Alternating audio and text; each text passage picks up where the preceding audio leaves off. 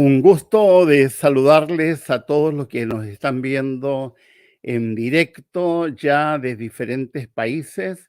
Gracias por estar. Estamos, como ustedes han visto, comenzando siempre exactamente a la hora. Hoy día tenemos nuestro séptimo programa de entrevistas. Solo recordarles que mañana tendremos el programa Dichoso el que es perdonado, que es una reflexión sobre el Salmo 32, y el domingo responderemos preguntas que hayan quedado de la semana, incluyendo alguna que pueda haber de hoy. Como es habitual, me acompaña mi amigo Miguel Ángel Baret, a quien lo vamos a dar la pasada para que salude. Miguel, un gusto de saludarte. Espérate, que no había, ahí está, no había puesto el micrófono, perdón. Un gran placer saludarte como cada viernes aquí en Entrevista. Hoy estamos sumamente contentos porque tenemos un invitado con el que sé que tendremos un diálogo sumamente ameno. Vamos a explorar elementos muy interesantes bíblicos y principios éticos de la Biblia que a veces en nuestro afán por acentuar la conducta legalista erigimos barreras que lejos de acercarnos nos dividen más y nos hacen ser menos proyectores o proyectistas de lo que sería el carácter de nuestro Dios, que es un Dios amante en forma increíble. Así que gracias a Miguel por la entrevista de hoy y vamos a saludar también a nuestros amigos. Gracias por estar aquí con nosotros. Estén pendientes para sus preguntas. Sin más ni nada, Miguel. Bueno, tenemos con nosotros a nuestro amigo Juan Ramón Junqueras Vitas. Un gusto de saludarte, Juan Ramón. El placer es mío. Agradezco mucho que hayas añadido mi segundo apellido, porque yo siempre lo reivindico. Sí, yo sabía, por eso lo hice a propósito. Juan Ramón es un gran amigo y estoy muy contento de que hayas aceptado estar en nuestra entrevista. Juan Ramón, cuéntanos sobre ti. ¿Quién eres? ¿Qué haces? ¿Qué has hecho? Como para que nuestra audiencia te conozca, aunque hay un montón de personas que te siguen tanto en las redes como en Facebook, así que saben quién eres, pero probablemente hay muchos que no saben quién eres. Bueno, yo nací en Zaragoza, una de las ciudades de España, hace 57 años. Conocí la Iglesia Cristiana Adventista con 12 años. En mi familia éramos mi madre, mi padre, mi hermano pequeño, era casi 6 años más joven que yo, y yo mismo. Pero cuando conocimos la iglesia, al principio solo yo decidí entrar de pleno, bautizarme. Me bauticé con 12. Mis padres y mi hermano no. 5 años más tarde, mi madre y mi hermano se bautizaron, mi padre no. Estuvo a punto, estuvo en la escalera del baptisterio vestido con la túnica blanca. Oh, en la escalera. Sí, él había sido fumador toda su vida. Conocimos la iglesia adventista por un plan de 5 días para dejar de fumar.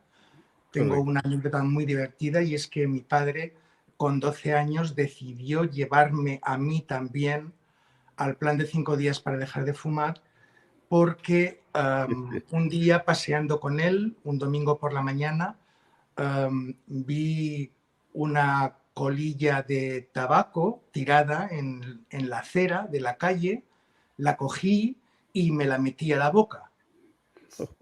Sí. Con la sorpresa de que estaba encendida y me la metí por la ceniza. Y me quemé la boca. Pues mi padre dijo, no le estoy dando buen ejemplo, voy a ir yo, pero me lo voy a llevar a él también. Así que así conocimos la iglesia, ¿no? Entonces yo os contaba que mi padre había sido fumador, pero cuando conoció la iglesia dejó de fumar y cuando estaba en las escaleras del baptisterio sintió que era posible que reincidiese. Ujú. Y decidió, por coherencia propia, no bautizarse aún. Correcto. Al final no se bautizó nunca, pero creo que era el más adventista de la familia, digamos. Sí, Wow. sí. Suele Fíjate pasar. que sin ser adventista, él entregaba el diezmo familiar, en fin, no comía lo mismo que nosotros, en fin. Sí. Y desde el principio yo lo vinculo con el jaleo que me daban las abuelitas de la iglesia. Yo cada vez que salía a presentar un programa de escuela sabática o a dar una clase de escuela sabática, me jaleaban mucho, muchísimo. Entonces Ya. empezó a nacer en mí algo que yo ya no puedo llamar vocación, si quiero ser sincero. Creo que no fui llamado por Dios para ser consejero espiritual. Creo que yo creí que me llamaba, pero visto después cómo funcionó mi trabajo, estoy convencido de que no fue así. A veces Dios puede emplearnos aunque no hayamos sido llamados especialmente para esa vocación, durante el tiempo en el que estás ejerciendo. Pero yo estuve 9 años haciendo labores pues de consejero espiritual en la Iglesia Hispana de Ginebra, 4 años, y otros 4 años en la iglesia de aquí, de Zaragoza, la iglesia de Torrero, que es la más grande de Zaragoza. Para eso, en el año 83, entré en el seminario adventista de Sagunto y en el año 86 en la Facultad Adventista de Colons, en Francia. En Francia. Eso es. Bueno, así que estuviste 9 años. Bueno, para que entiendan bien, tú no te niegas a usar la expresión pastor. Yo entiendo perfectamente tu enfoque. En lo que él está hablando de consejero espiritual es Sí, lo que o llaman acompañante o espiritual. acompañante espiritual, es el pastorado. Y tú renunciaste de motu propio al pastorado, es lo que... Sí. Sí. Sí, yo no tengo ninguna queja en absoluto del trato que me dio la Administración.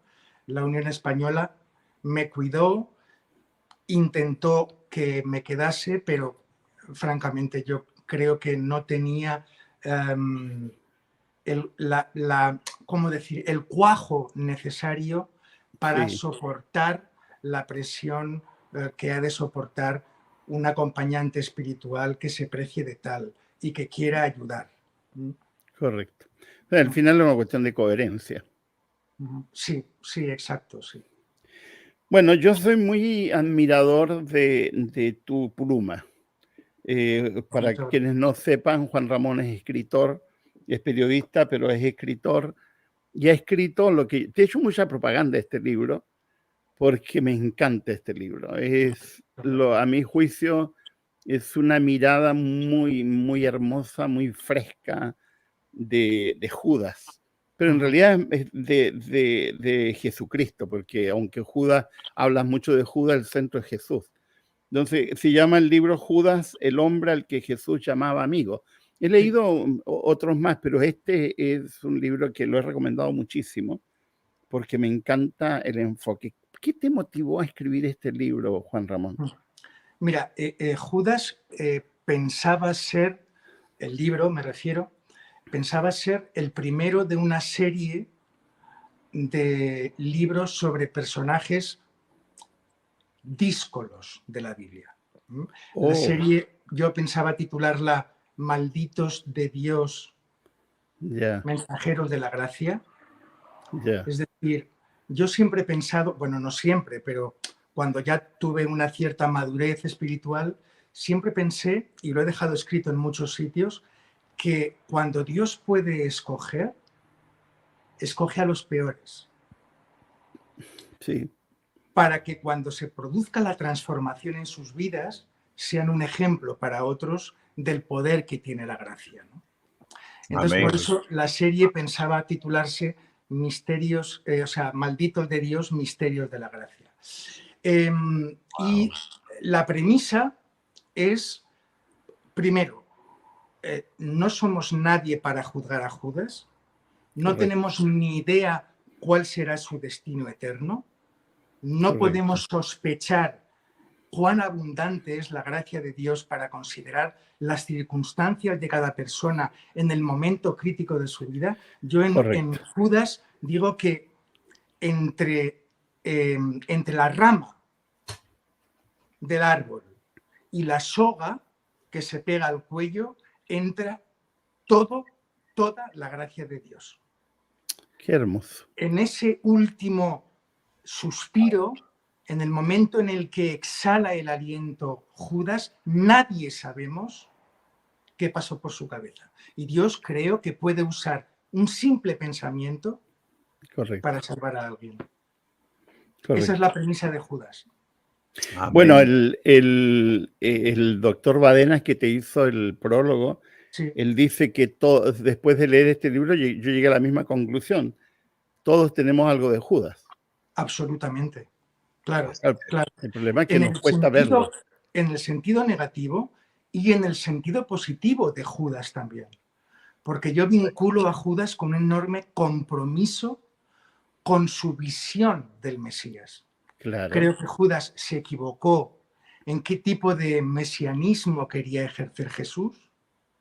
Creo que el traspiés que se produce en Judas es precisamente porque quiere cambiar esa visión que tiene Jesús sobre un Mesías pacífico, un Mesías espiritual, y Judas esperaba más porque amaba a Jesús, creo que lo amaba enormemente, pero creo que también amaba mucho el reinado de Israel en el mundo.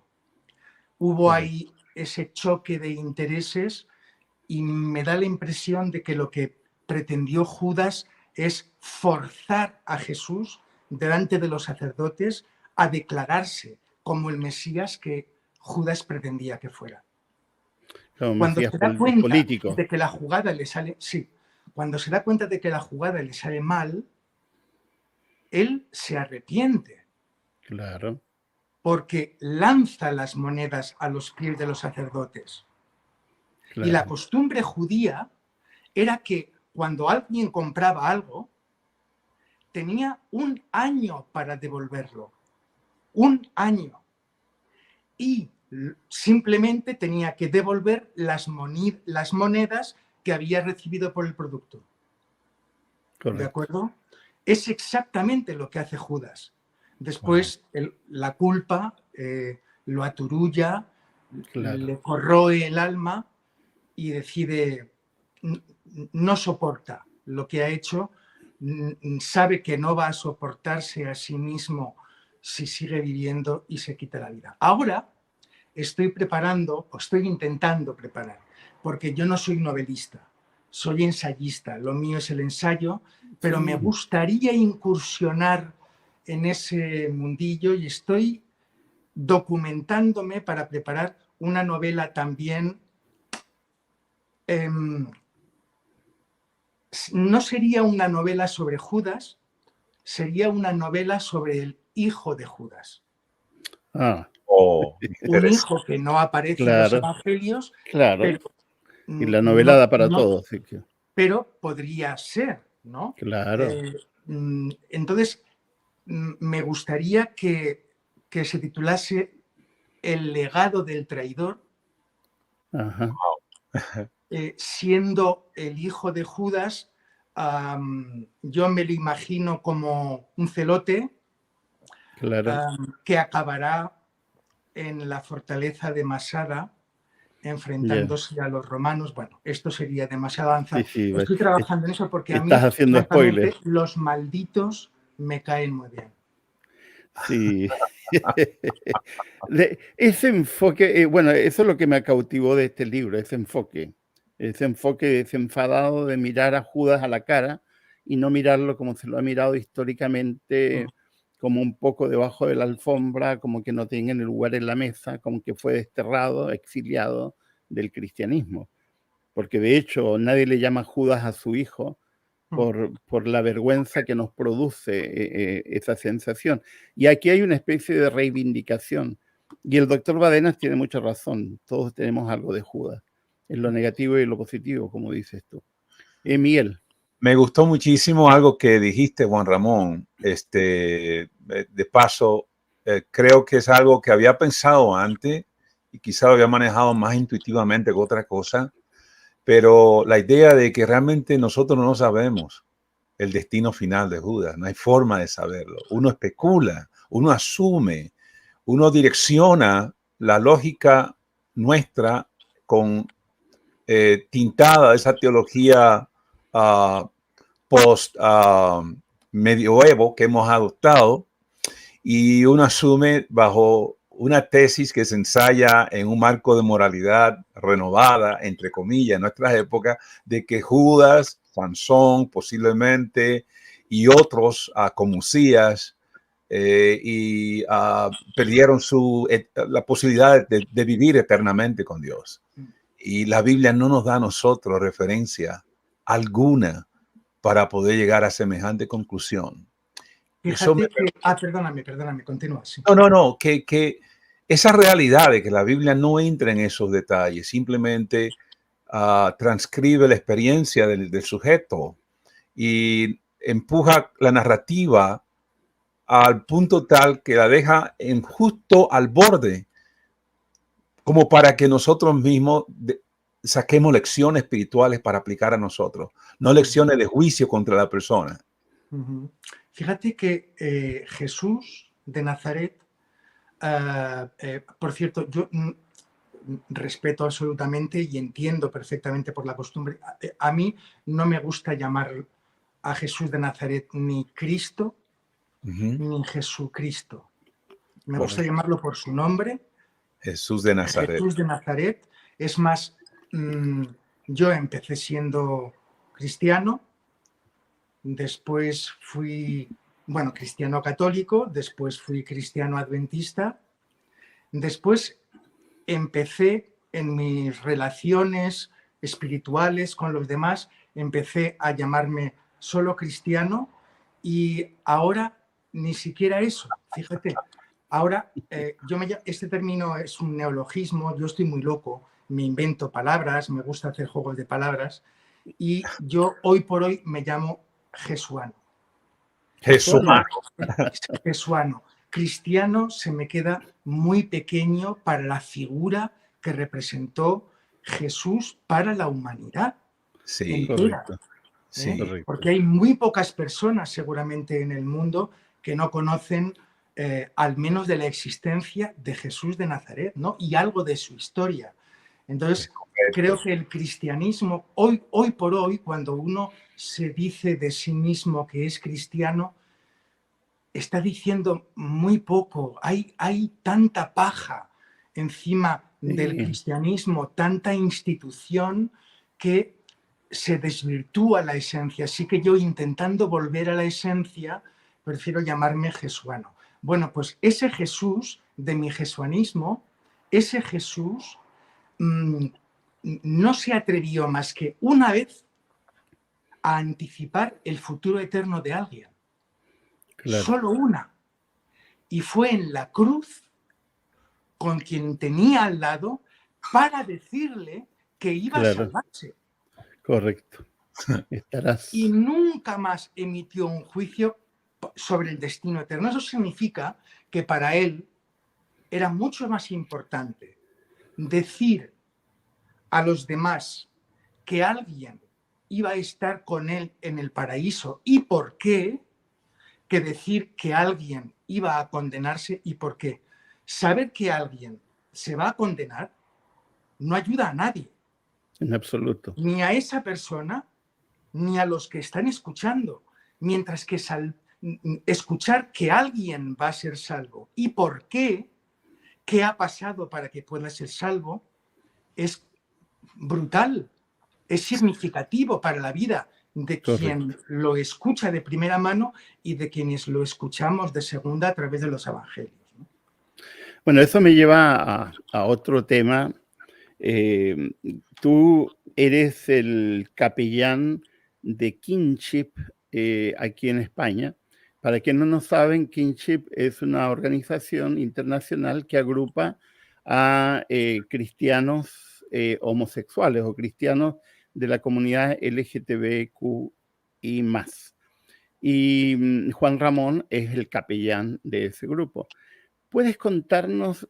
Aquí hay un, no sé, me voy a dar quiero leer una frase de acá, que lo tengo en mi computadora ya, que es, aquí yo la encuentro extraordinario, de la página 146 de tu libro, que me enamora esta frase. Dice: no deja de ser curioso que los mismos que se empeñan en curar a los homosexuales no suelen decir ni media palabra en contra de todos los que manejan los hilos de la economía y dejan a su paso millones de pobres muertos de hambre, o contra aquellos que especulan con las casas de los demás, dejándolos al final en la calle, o contra los que se inventan guerras para dinamizar la economía, o contra los que invocan discursos xenófobos para arengar a las masas, o contra los que quieren privatizar hasta el aire que respiramos. Es éticamente insoportable que a todos esos no tengan necesidad de curarlos. Me parece genial. ¿Qué te motiva a ser capellán de la comunidad LGTB?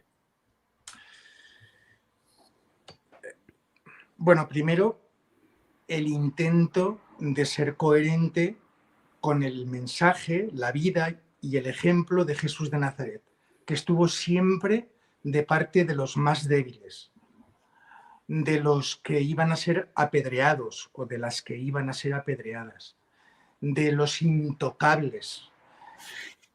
Y a base de interpretaciones muy presentistas de la Biblia, nos hemos dicho a nosotros mismos que los homosexuales son exactamente lo mismo que un leproso o una mujer adúltera, un pecador. Bueno, pues puestos a decir eso, yo lo que quiero es llevar el mensaje de Jesús no solamente a las personas homosexuales, sino Correcto. a todos los que los rodean.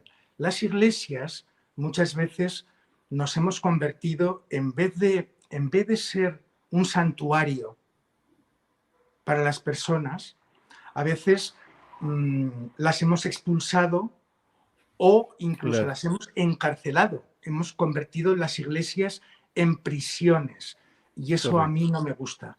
Entonces, como bueno, un amigo y yo creamos un proyecto que se llamaba Nexo Sí, Project, y sí me que era acuerdo. inclusivo, que pretendíamos que fuera un santuario para cualquier persona, de cualquier orientación, de cualquier sesgo, de cualquier ideología política, daba igual, o incluso de cualquier tipo de cristianismo. Correcto. Y los homosexuales entran, las personas homosexuales entran en ese cupo. Y creo que hemos hecho mucho daño a las personas homosexuales, siendo llamados a ser curadores, cuidadores, hemos pasado a ser juzgadores, traidores a la causa de Jesús, cuya única voluntad era recuperar, jamás estrangular, jamás expulsar, por algo con lo que se nace. Correcto. Y es la orientación sexual. Correcto. Además, es que es tan curioso que a mí, al intentar defender esta postura en las redes sociales, sobre todo en mis tiempos, la mayoritaria era Facebook, Claro. a mí, en público, en mis publicaciones mías, recibían 400, 500, 600 comentarios. Algunos apoyando, muchos dando mucha caña y echando madera al fuego. Y había muchas personas que decían, no, tú eres homosexual, porque si no, no los defenderías tanto. Correcto. Yo les decía, pero a ver, ¿hace falta ser negro para defender a los negros que soportaban el apartheid? Claro. No. No. Correcto. Es más, me preguntaron 1000 veces cuál era mi orientación sexual y yo jamás la dije, nunca. Porque Correcto. yo les decía, mi orientación sexual no me define. Correcto. Es una parte más de mi personalidad, solamente eso. Correcto. Correcto. Es así. O sea, uno de los dramas es que una iglesia o un grupo de seguidores de Jesús, llamados a incluir, llamados a amar, llamados a exaltar el amor redentor, se ha convertido en muchos lugares en condena, en algunos lugares asesinato. Yo he puesto el otro día, puse que hay 8 países que en este momento la homosexualidad es condenada con muerte. Hay otros tantos que hay condenas de todo tipo. Pero las iglesias que exaltamos a un Jesús inclusivo, un Jesús de amor, estamos muy, pero muy lejos de eso. Así que seguramente te han dicho de todo, que eso de lo que estás contando debe ser lo más suave que te han dicho, por ponerse del lado de los malditos, del lado de los proscritos, del lado de los exiliados, del lado de los condenados, del lado de... ¿Sabes qué pasa? Que esto es una teología en defensa propia. Es decir, si los malditos, si quienes por los que nadie daría un euro, si esos pueden entrar en el reino de los cielos, yo seguramente también cabré. Así que es una teología en defensa propia. Y ahora que hablas de suave, lo menos suave que me han dicho, te diré, fíjate, esto es muy interesante, o a mí me lo parece al menos. Cuando Jesús en el Sermón del Monte dice, cualquiera que llama necio a alguien está siendo reo de muerte, está matándolo. Está cometiendo asesinato. ¿Sabes? El texto, la palabra que debió de emplear Jesús en su arameo es suave. Yeah. Y en los tiempos del Israel de Jesús, suave significaba amanerado, poco masculino. Claro, no olvidemos que Jesús es un hombre cuando muere, probablemente tiene 37, 38 años. Claro. No se había casado. Claro. Andaba con mujeres. Correcto. Cuando hubiera un israelita normal, hubiese reaccionado con virilidad, con virulencia, con violencia, él pacificaba. Eso era un poco extraño en sus tiempos. Y me da la impresión, esto es una suposición, que quizá a Jesús lo llamaron suave. La misma palabra que usa Pablo en 1 Corintios. La misma palabra que utiliza que en algunas versiones en 1 Corintios 6:9 lo traducen suave. Así que cuando algún cristiano o quien no lo sea tenga la tentación de decirle a alguien maricón, claro, pues es probablemente lo mismo que le llamaron a Jesús en su vida. Correcto. Bueno, se nos va el tiempo tan rápido. Ya hemos cumplido 30 minutos. ¿Me dejas decir algo antes? Sí, Juan Ramón, mira, todo lo que quieras. Tú eres el invitado. Mira, muchísimas gracias. Os agradezco muchísimo a los dos la invitación que me habéis hecho, absolutamente desmerecida, estoy completamente convencido, pero voy a aprovecharla. Os lo agradezco muchísimo. Yo que me declaro jesuano y que he estado enamorado de Jesús toda mi vida, enamorado intelectualmente, emocionalmente, existencialmente, he de reconocer que los cristianos, en mi caso jesuano, nos hemos vinculado tanto a la imagen de Jesús de Nazaret que me da la impresión de que hemos apartado un poquito a su padre. Nos olvidamos mucho de su padre. Sí. Y fíjate que él,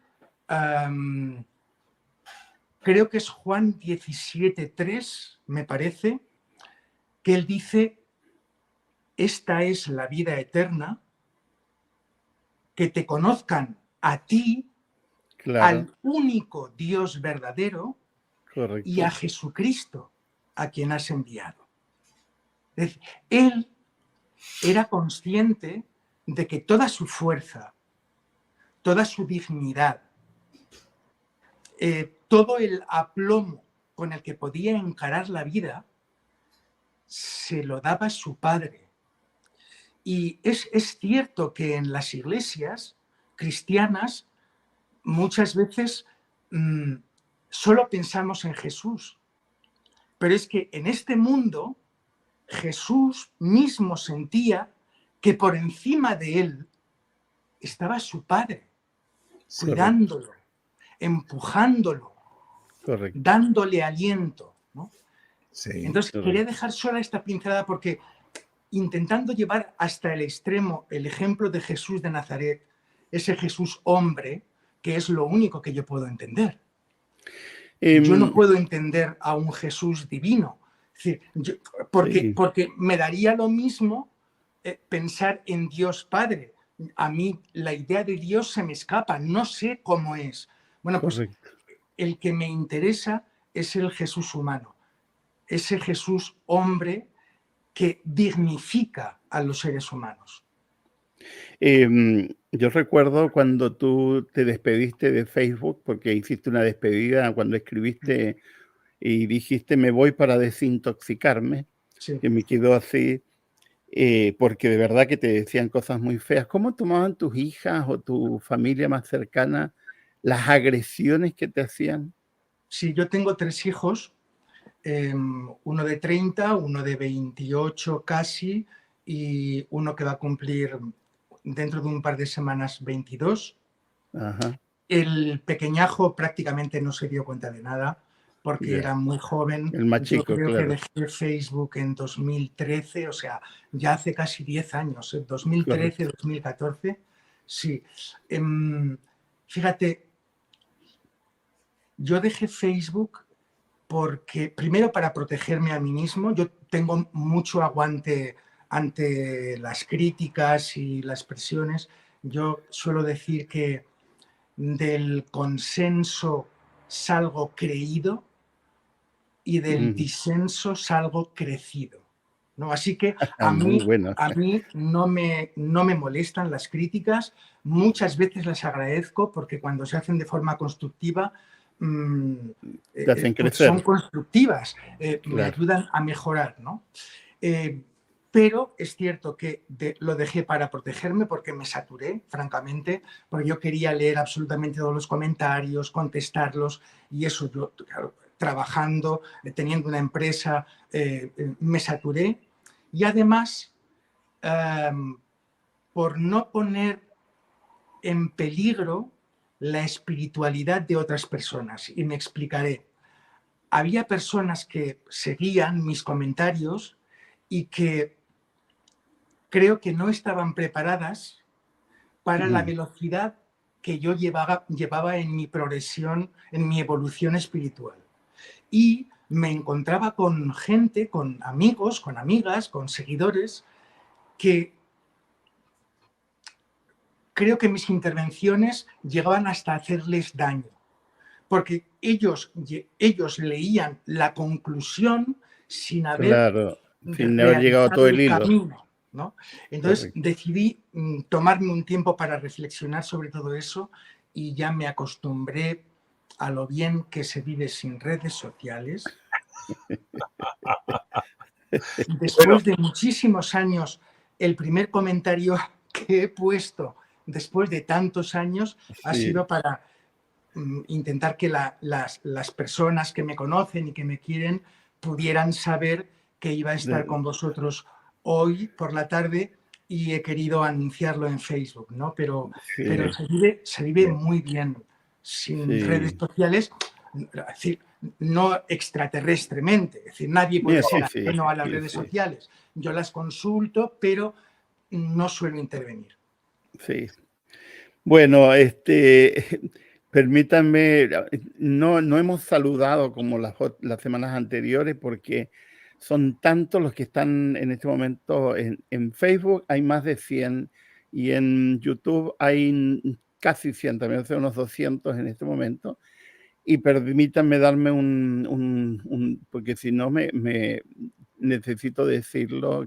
Está mi amada en red saludando. Mi esposa está en este momento en Australia, así que estoy de viudo de verano. Ahí está mi esposa saludando. No, viudo de invierno. Ella está en verano. Así que saludos a Mary. Hay algunas preguntas que han hecho algunas personas. ¿Tienes alguna tú allí? Bueno, yo quería preguntarle a Juan Ramón, eh, escuchándote y leyendo también parte del material que Miguel sacó a colación de tu escrito. Estoy diciendo esto más bien para provecho de lo que nos están escuchando y también para escuchar algún comentario más agudo de tu parte en esa área o más acentuado. Es lo siguiente. Eh, en sonido y del ruido que se ha hecho con el tema del homosexualismo, me parece lo que has hecho vos de paso es hacer un detente para decir, la narrativa no debe ir por ahí, no debe ir por ahí en cuanto a nosotros enfrentar la identidad de estos sujetos. La narrativa debe ir en cómo nosotros como cristianos debemos reaccionar en calidad de lo que somos, entendiendo a quién servimos. Uh-huh. Estamos de acuerdo de ahí, ¿no? Absolutamente de acuerdo, sí. O sea, Sí. esa es la verdadera narrativa.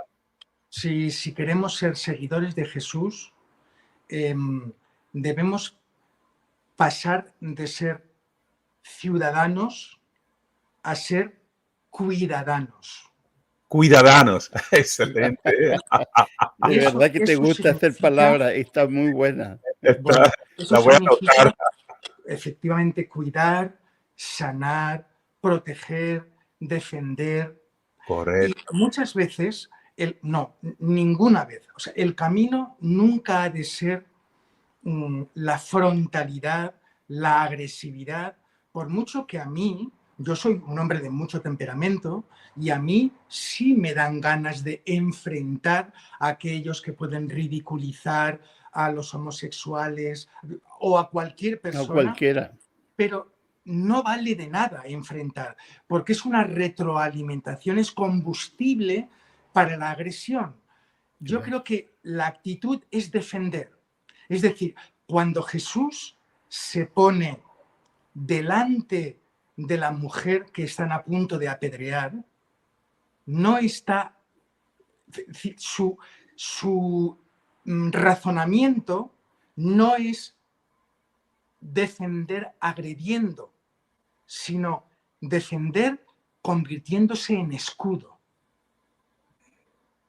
Y muchas veces mi pretensión en este asunto era eso, no ridiculizar a mi vez a quien ridiculiza, sino mantenerte como escudo, un escudo que además, que está bien bruñido, le da el reflejo al agresor. Correcto. Y se ve cómo es. Tengo un buen amigo en la República Dominicana, alguien a quien amo profundamente. Él siempre ha dicho, y algo que se me ha quedado de por vida, escuchándolo a él hablar, un hombre, aunque es adventista, profesante todavía y todo, pero es un hombre de una penetración espiritual muy aguda.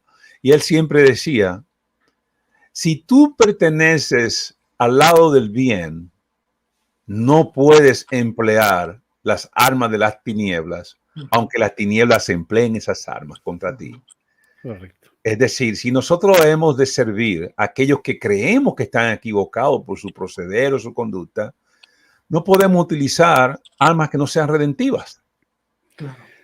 El asunto es que es difícil porque de pronto la hazaña es tan grande y es difícil. Yo admiro, en ese sentido, yo he admirado siempre a Juan Ramón su paciencia, porque se necesita mucha paciencia, sabiendo que eres una persona de un temperamento fuerte, pero cuesta, lo digo, a mí me cuesta de pronto no callar frente a la agresión al otro.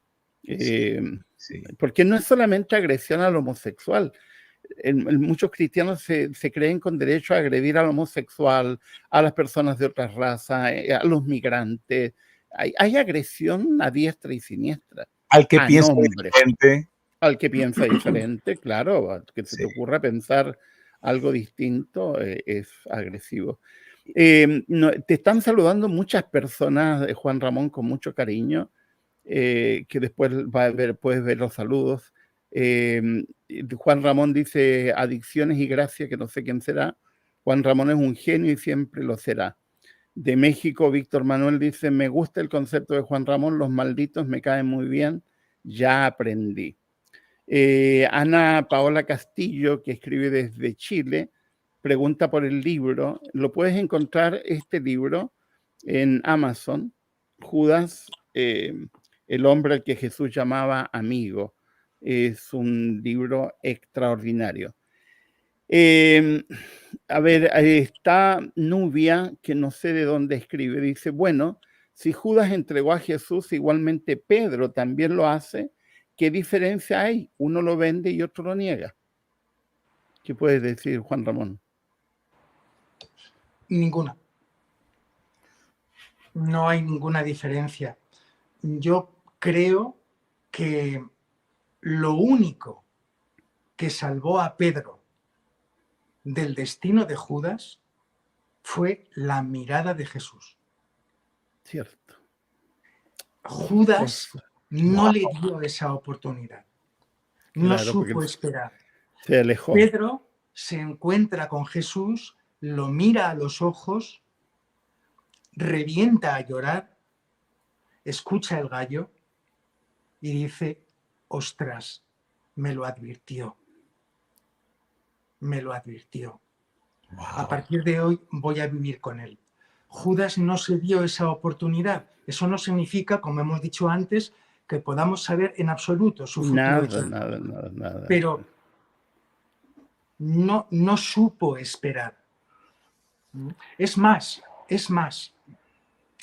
es muy posible que en el momento en el que Jesús resucita el domingo por la mañana, o es resucitado por el Padre el domingo por la mañana, Judas aún esté vivo. Porque la transacción por la que compran el campo de sangre ha de producirse el domingo, como mínimo. Correcto. El Sí. domingo. En sábado, Claro, en no sábado se puede. no lo iban a hacer.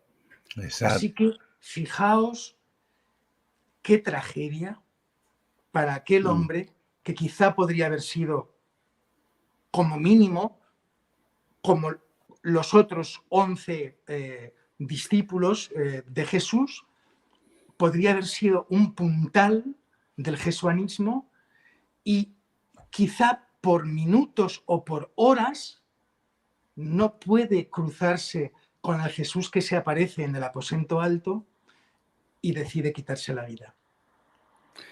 Me emocionó, de verdad que me emocionó, se me hizo un nudo en la garganta la frase que usaste. Lo que salvó a Pedro fue la mirada de Jesús. Qué terrible que hayamos ocultado la mirada de Jesús. Porque hay muchos que simplemente no la ven por culpa de todo este entramado que se ha construido en el cristianismo. Bueno, Graciela, que escribe desde Chicago, de Estados Unidos, dice, voy a tener que leer su libro y comentarlo con mi hija. Ella será una de tus más grandes alumnas, dice hacia ti. Y Mónica, que escribe de Suiza, dice, novela sobre el hijo de Judas, excelente. Y luego agrega, en la iglesia ser hijo de un impuro, ya sea por disciplina eclesiástica o porque el padre se apartó de la santa doctrina, conlleva una carga de por vida para el hijo. ¿Qué dices de eso? Pues que no existen los impuros. Claro. Lo dice Jesús muy claro. Partiendo de esa premisa, el resto ya no tiene sentido. Ni sana doctrina, ni un padre que se aparta, ni carga de por vida. Claro, nosotros sí somos especialistas en hacer eso dentro de las iglesias. Pero si apartamos de la ecuación la impureza, ya no se sostiene, es un castillo de naipes. No hay nada por lo que podamos negar ternura, comprensión, aliento y apoyo a cualquier persona que se cruce con nosotros. ¿Qué cosa, cómo algunas declaraciones se tuercen y se crea una narrativa que no tiene nada que ver con el Jesús, en el Jesús de Nazaret, no el Jesús construido por el aparataje religioso? Hay varios que están haciendo la misma pregunta por una frase que tú usaste. Voy a darle la pasada a Evelyn, que lo ha resumido más. Dice, ¿usted cree que se nace? Evidentemente está hablando de la frase que usaste cuando hablaste de la homosexualidad. ¿Qué puedes decir de eso? Pues que yo creo que no hay debate. Científicamente está demostrado que con la orientación sexual se nace. Se nace. Es que claro, hay negacionistas en todos los ámbitos. Claro. Y uno de ellos es este. Claro. Niegan la ciencia. Bueno, pues igual han de... Perdón, y no quiero... A mí siempre me han dicho que soy un provocador. Yo jamás he pretendido ser un provocador, pero lo que sí he querido siempre es ser un agitador. Claro. Porque la agitación depende de mí. Lo que produzca en la persona que me escucha no depende de mí. Puede sentirse provocada o se puede sentir agitada, ¿no? Sí, y se olvida. O sea, la ciencia, el mayor estudio que se ha hecho es el de 2019, que la mayoría lo desconoce porque la pandemia lo opacó y está probado todo eso. Bueno, gracias. Tienen que leer más. ¿Cómo? Simplemente tienen que leer más. Sí. Leer más, estudiar más, quitarse las gafas o los lentes oscuros y prejuicios y empezar a mirar de otra manera. Miguel. Lo que se ha demostrado, obviamente, en el marco de la genética, nadie tiene una predisposición genética a ser homosexual, pero la epigenética dicta cómo van a ser ese muchacho con relación a la orientación sexual. Y aprovecho para... Tú eres especialista en células madre. Sí, claro. Sí, mira, Juan Ramón y Miguel, les cuento muy brevísimamente algo que me impactó mucho y fue una experiencia personal en relación con mi padre y mi hermano. Yo tenía un hermano a quien yo le llevaba 8 años, él tenía 6'4", 6'5" pies de altura, yo tengo apenas 5'11". Era medio hermano porque era hijo de otra señora, muchacho muy interesante, muy amable, muy respetuoso, muy cariñoso, genuinamente. Él era homosexual y toda su vida fue rechazada por la familia mía de una manera extraordinaria. Con todo, mi padre le pagó sus estudios, salió muy buen estudiante, buen vecino, buen ciudadano, buen ser humano en todo el sentido de la palabra. Y siempre manteníamos conversación. Una vez tuvimos una conversación viviendo en New York y yo viviendo en Carolina del Norte y hablábamos de su orientación. Yo le decía, Leandro, ¿tú te sentías atraído a tu propio sexo desde niño? Me dice, sí. Yo no recuerdo una vez en mi vida donde haya sentido atracción hacia el sexo opuesto. Y así hablábamos. Él se programó para bajar a mi país a vivir y yo le rogué de una manera extraordinaria. Le decían, por favor, no te vayas, porque no tenía papel y ganaba demasiado bien en New York. Era maquillista de profesionales, de actores, de cine y esas cosas así. Y ganaba muy bien. Y le dije, no te vayas. Y ese fue. y allá hizo las paces con mi padre, que por su orientación sexual, mi padre siendo un machista de primero, agarró, pues hicieron las paces. Y mi padre lo trató como si fuera el hijo que nunca había tenido, así lo trató. Y él agarró un día y se suicidó y dejó una nota. Ese suicidio trajo consecuencias muy funestas a la familia. Y una de ellas fue una autocrítica. Cómo nosotros vemos al homosexual. Mi padre se convirtió en un hombre cristiano en sus 70 años de edad, tiene 90 ahora, y ha llegado a ser un hombre de una aptitudes cristianas muy prodigiosas. Y mi padre, desesperado, le preguntaba a Dios, quien le ha hecho varios milagros de por sí físicamente en su cuerpo, cosas extraordinarias para contar en otra ocasión, pero él le preguntaba al Señor, le decía, Señor, a mí no me queda claro la situación de mi hijo, ¿qué pasó con él? Y él duró 3 años preguntándole al Señor con lágrimas que le dijera. Y una noche él tiene un sueño y el Señor se le presenta en el sueño, le dijo, yo quiero que dejes de llorar por tu hijo. Antes de él morir tuvo oportunidad de arreglar su vida conmigo. Eso es pasado, todo está bien. ¿Por qué cuento esto? Quizá el sueño sea real en el sentido de que Dios lo produjo, quizá haya sido la misma situación de mi padre, ¿comprendes? Lo que sí, la razón por qué narro esto, y algo que me ha tocado personalmente muy profundo, es porque ¿qué tal si al hermano, al amigo, al que no es sangre nuestra, le diéramos esa oportunidad de recibir de nosotros ese nivel de anhelo y esperanza, de saberlo salvaguardado en los brazos de Jesús, independientemente del curso que vivió, porque quizá en sus últimas, no lo sabemos, quizá en sus últimas esa persona se volcó su corazón a confiar en ese amor que lo rescata a él. ¿Por qué no le damos a la persona esa oportunidad? Es que si no estamos para eso, ¿para qué estamos? Sí, pues. ¿Qué sentido tiene la fe, la esperanza, la imagen de un Dios que pesa en la balanza siempre mucho más la compasión y la misericordia que la justicia y la venganza? ¿Qué sentido tiene? ¿Para qué hemos venido a este mundo como jesuanos? Claro. Si no es para eso, es para ponernos de parte del débil. Así es. Bueno, del débil o del que nosotros debilitamos. También. Cierto, porque hay muchas porque personas también, que claro, antes de conocernos se sentían fuertes, se sentían sanos, claro, se sentían creyentes en un Dios que anhelaban, y después de conocernos se sienten débiles, se sienten claro, poca cosa, un montón Vulnerable. de estiércol. Por favor, ¿a qué hemos correcto. venido? Bueno, vamos a tener una entrevista con Carlos Guzmán, donde él dice algo muy similar en uno de sus libros. Está preguntando Alba, que ella escribe de Argentina. Yo conozco a Alba y quiero agregar alguna cosita para que se entienda bien su pregunta. No solo los homosexuales son discriminados, las familias de los que cometen delitos también. Es verdad que la generación la llevamos hasta la maldición la llevamos hasta la 4ª generación. Permítanme dar un par de cositas. Ella, Alba tuvo un hijo, ella es enfermera.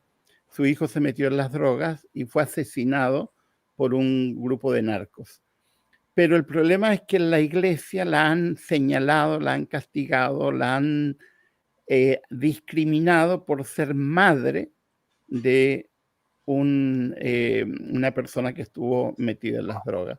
Y le han dicho, y ella me lo ha dicho con mucho sentimiento, de que ella está maldita porque supuestamente la Biblia dice que hasta la 4ª generación. ¿Qué dices de eso, Juan Ramón? Pues yo creo, es lo que pienso, que sí está maldita por las personas que le hablan así. Correcto. Es muy fácil maldecir. Otra cosa es que uno tenga la fuerza de soportar eso con un cierto estoicismo, con una cierta templanza y pueda salir de ahí. Pero desde luego la responsabilidad de esa maldición está en los labios que la pronuncian, nada más. Obviamente, obviamente. Y desde luego, Nada más. esto de hasta la tercera y cuarta generación, todo esto yo no me lo creo en absoluto. Sí, Claro. no puede venir de Dios. O sea, es absolutamente... Obviamente. El Dios de Jesús de Nazaret es imposible que deambule así por nuestra espiritualidad. No hay Claro. nada que Dios pueda hacer y que nos haga daño. Nada en absoluto. Porque Dios solo puede hacer el bien y solo quiere hacer el bien. Y matizo, yo creo que Dios solo puede hacer el bien. Dios no es omnipotente. Es decir, su característica le impide hacer el mal. No puede maldecir, no puede castigar, cierto. no puede Correcto. vengar la justicia, no puede Claro. matar a Uza. O sea, es tal aberración. No puede enviar un diluvio. Pero ¿en qué Dios? Es que, por favor, es que es aberrante si si Dios lo pensamos. es el que está detrás del diluvio, yo prefiero que no exista. Correcto. Que me muera tranquilo, en paz, ya no me acuerde de nada más de lo que viví y se acabó. Porque Claro. no quiero vivir al lado de un Dios que es capaz de reaccionar así. Eso es un demiurgo, no es Dios, no es nuestro Padre. Obvio. Un demiurgo al estilo de platónico. El problema es que lo que tú estás diciendo seguramente les está moviendo el piso a mucha gente porque hemos construido un Dios castigador, un Dios malévolo, un Dios que es tremendamente destructivo. Bueno, estamos todavía a tiempo para hacer un par de preguntas más. Raúl Mondragón, que escribe desde México, dice, las comunidades cristianas son lo menos capacitados para hacerlo, por prejuicio, está hablando de la inclusión. ¿Será necesario salir de estas comunidades para poder ministrarles? Hoy por hoy, lamentablemente sí. Sí. Las iglesias no suelen ser espacios sanadores para los diferentes. Correcto. ¿Vale? Dejémoslo ahí. Siendo que, si hacemos caso de la estadística, cuando nos cruzamos con gente por la calle, 1 de cada 10 personas con las que nos cruzamos muy probablemente es homosexual, tanto Sí. gay como lesbiana. Correcto. Un 1%, uno de cada 10, ¿vale? Sí, Eso aunque significa que hay estudios que dicen que son seguramente más. en la iglesia de Torrero, que somos unos 300 miembros, pues hay 30 personas homosexuales. Correcto. ¿Y sabéis qué pasa? Que no sé quiénes son. Correcto. Porque Correcto. no quieren que lo sepamos. Porque saben que en el momento en el que lo sepamos, les pondremos la marca. Y yo la única marca que quiero llevar encima es, a ver si No soy se ve, capaz. todavía no se ve. Ahí está. Esta. Sí. No Sí. sé si se ve el arco iris. Sí. Esta es la única marca que quiero llevar. Ojalá, chicos y chicas, jóvenes, adultos, que tengáis una orientación distinta a la heterosexual, ojalá que vuestro escudo sea el arco iris de Dios Padre. Correcto. Amén. Ojalá que la única marca que tengáis y que aprendamos en las iglesias, los jesuanos, los cristianos, que aprendamos de Dios en esto. Dios marca para bien, para defender. Hasta a Caín le puso una marca para defenderlo de los que pudieran matarle. Es Wow. un colorario extraordinario para el final, porque si no tenemos a Jesús como centro, la frase que tú usaste recién, Juan Ramón, ¿para qué estamos? Porque finalmente sin Jesús, todo el entramado que se ha construido no tiene sentido, no tiene valor. Bueno, como todos los viernes, Miguel, se nos hizo el tiempo corto. Cortísimo. Esta es quizá una entrevista más corta que hemos tenido. Sí, pero ha durado exactamente 1 hora. Juan Ramón, tus últimas palabras para terminar la entrevista.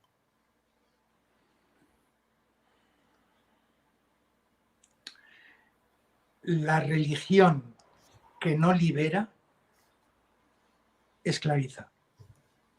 Amén. Acaba esclavizando. Correcto. Y hay mucha espiritualidad dentro de todas las religiones. Yo prácticamente no abomino de nada. Simplemente hay que aprender a mirarlo de otra manera. Yo creo en las comunidades, creo en la koinonía. Yo en mi iglesia de Torrero, en Zaragoza, yo busco comunidad. A mí no me hace falta ir a la iglesia para aprender más de Dios. A mí me hace falta personalmente ir a la iglesia para sentir comunidad, para poder expresarme en el mismo lenguaje, para poder aprender más cosas de los seres humanos que somos los creyentes.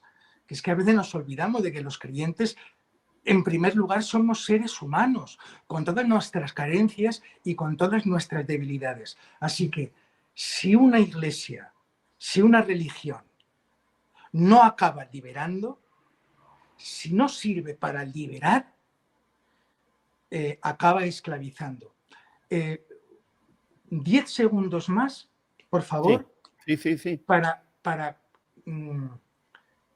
hablar de un versículo evangélico de los evangelios en el que Jesús deja claro esto, lo de o liberas o esclavizas.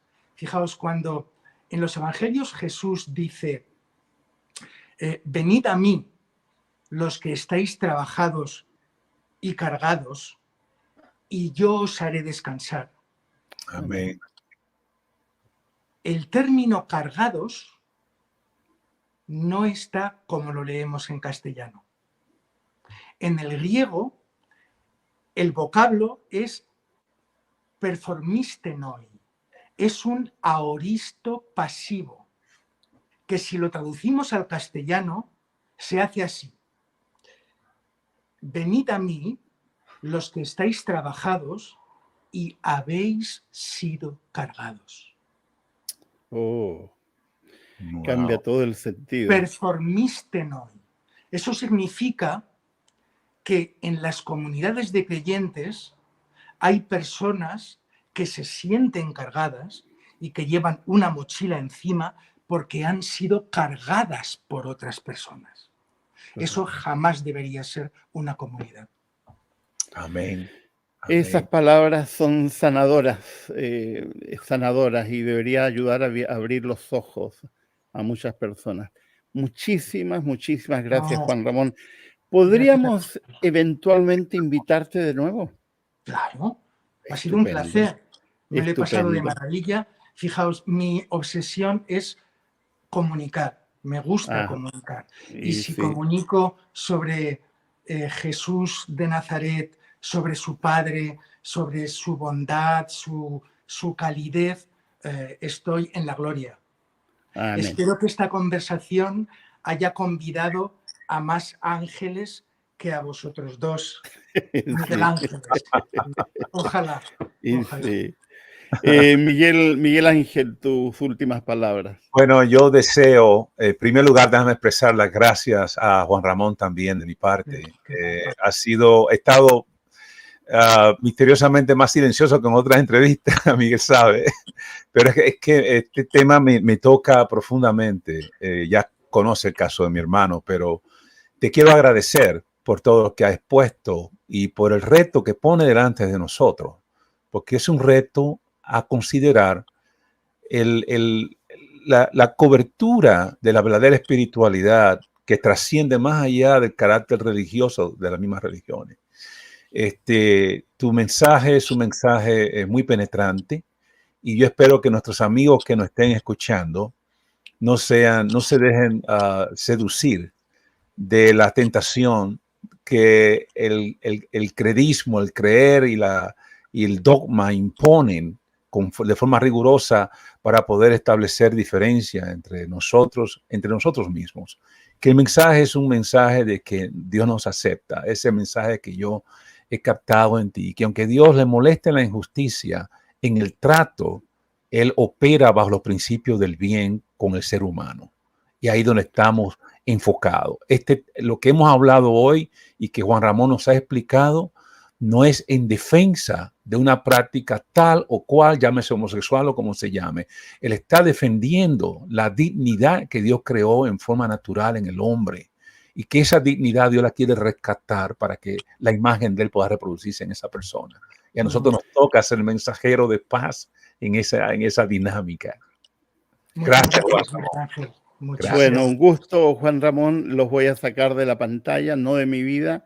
Y me estaré comunicando contigo, Juan Ramón, para ver una nueva fecha.